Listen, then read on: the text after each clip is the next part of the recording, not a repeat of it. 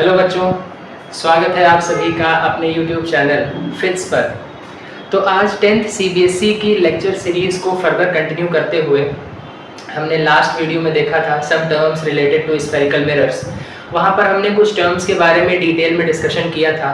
आज हम उसी सीरीज़ को आगे बढ़ाते हुए टॉपिक उठा रहे हैं rules for image formation. Image formation के क्या क्या रूल्स हैं ये आपको बहुत ध्यान से समझना है। ठीक, देखिए अल्टीमेट एम क्या है इस चैप्टर का। अल्टीमेट एम है इमेज फॉर्मेशन को समझना। पहले भी हम वीडियो में डिस्कस कर चुके हैं कि इमेज बनती कैसे है, इमेज होती क्या है, और इसी इमेज फॉर्मेशन को समझना लाइट का अल्टीमेट एम है। इस चैप्टर में या तो आपसे न्यूमेरिकल्स पूछे जाएंगे या तो आपसे पूछा जाएगा इमेज फॉर्मेशन। तो बहुत ध्यान से समझिएगा। रे डायग्राम्स अभी हम आगे फर्दर बनाने वाले हैं। सभी रे डायग्राम्स में यही रूल आपके लिए बहुत ज़्यादा हेल्पफुल होंगे।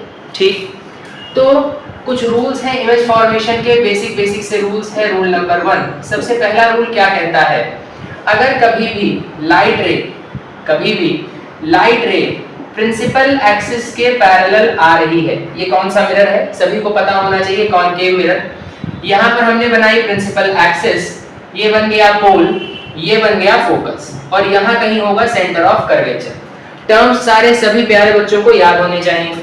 तो अगर कोई भी प्रिंसिपल एक्सिस के पैरेलल लाइट रे आ रही है, आफ्टर रिफ्लेक्शन ये किस पॉइंट से पास करेगी, फोकस से पास करेगी।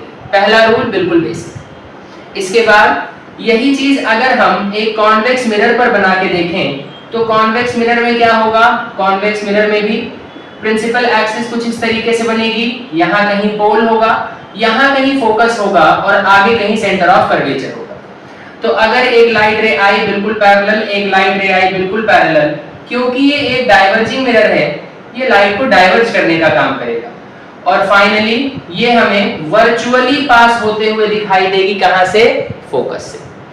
तो पहला रूल इमेज फॉर्मेशन का क्या है, whenever light rays are incident parallel to principal axis, then after reflection they either actually or virtually pass from focus। ठीक, रूल नंबर 1 क्लियर होना चाहिए सभी प्यारे बच्चों को। रूल नंबर 2 क्या है, इसी का जस्ट अपोजिट कर दीजिए कि अगर कोई एक कॉनकेव मिरर है, कॉनकेव मिरर में यहां पर एक पोल है, यहां पर एक फोकस है, यहां पर सेंटर ऑफ कर्वेचर है। अगर कोई लाइट रे फोकस से पास करती, फोकस से अगर कोई लाइट रे पास की तो आफ्टर रिफ्लेक्शन वो प्रिंसिपल एक्सिस के पैरेलल हो जाएगी। फोकस से अगर कोई लाइट रे पास करती है तो आफ्टर रिफ्लेक्शन वो प्रिंसिपल एक्सिस के पैरेलल हो जाएगी। सेम कहानी यहां पर रिपीट होगी कॉन्वेक्स मिरर के लिए। कॉन्वेक्स मिरर के केस में अगर ये हमने बनाई प्रिंसिपल एक्सिस P, यहां पर कहीं है फोकस F, और यहां पर कहीं है सेंटर ऑफ कर्वेचर। तो फोकस पर अगर लाइट रे आ रही है, अब क्योंकि ये डाइवर्जिंग मिरर है तो यहाँ पर दूर से लाइट रेज आएंगी और फोकस पर जाती हुई दिखाई देंगी वर्चुअली, है ना। और जैसे ही मिरर से टकराएंगी, मिरर से टकराने के बाद ये लाइट रेज पैरेलल हो जाएंगी। ठीक, आई होप ये बात क्लियर होगी। चारों डायग्राम्स बहुत अच्छे से बना लीजिए। इसके बाद समझिए रूल नंबर 3 क्या है। रूल नंबर 3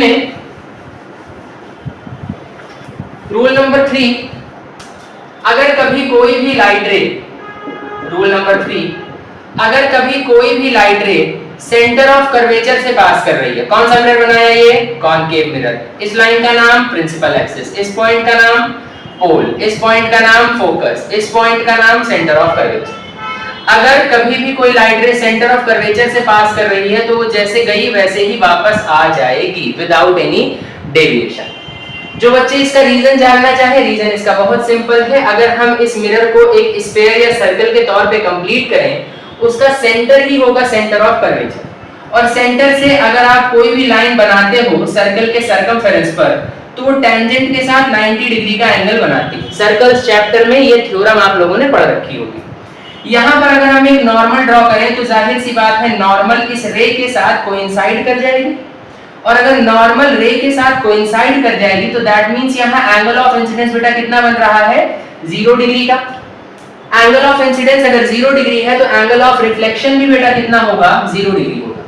I 0 पर R 0 होगा तो लाइट जैसे आई वैसे ही वापस चली जाएगी। ठीक, अगर इसी चीज को हम देखें कॉन्वेक्स मिरर के लिए, तो कॉन्वेक्स मिरर में क्या कहानी होगी? कॉन्वेक्स मिरर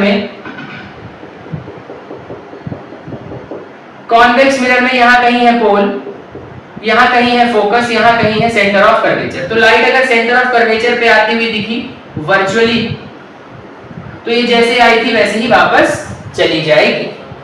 ठीक, last rule number 4। Rule number 4 क्या है कि अगर कभी कोई लाइट रे कॉनकेव मिरर पर इंसिडेंट हुई पोल पर, ये बना दी प्रिंसिपल एक्सिस, यहां कहीं होगा पोल। अगर लाइट रे इंसिडेंट हुई पोल पर तो वो जितना एंगल बनाकर इंसिडेंट हुई है एंगल आई, उतने ही एंगल पर रिफ्लेक्ट हो जाएगी। और यही सेम कहानी कॉन्वेक्स मिरर के लिए रिपीट हो जाएगी। यहां हमने बनाई प्रिंसिपल एक्सिस, ये बन गया पोल, ये बन गया फोकस और ये बन गया सेंटर ऑफ कर्वेचर। तो यहां पर लाइट रे इंसिडेंट की और ये सेम एंगल बनाते हुए चली गई। बेटा 4 बहुत बेसिक सिंपल से रूल आपको अपने दिमाग में बैठा लेने हैं। सभी रे डायग्राम्स में ये आपकी हेल्प बहुत ज्यादा करने वाले हैं। रे डायग्राम्स रटने को आप रट सकते हो, लेकिन रटना कभी कोई भी चीज साइंस में सही नहीं है। हर चीज को समझते हुए कनेक्ट करते हुए चलिए, स्पेशली अगर आप फिजिक्स पर पढ़ रहे हैं तो। Thank you so much for watching.